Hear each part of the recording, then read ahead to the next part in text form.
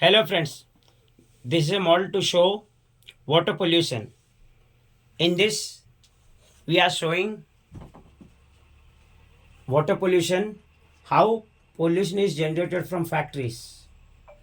Here you can see a factory model. From this, all waste is sent to the rivers, ponds and lakes.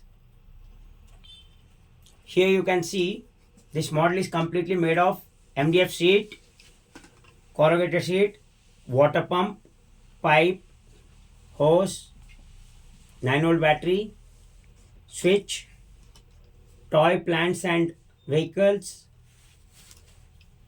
MDF sheet factory, and other fastening material.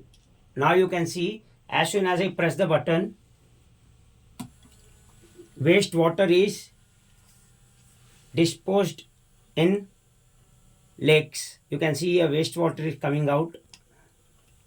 You can see a wastewater flowing outside and polluting the lake.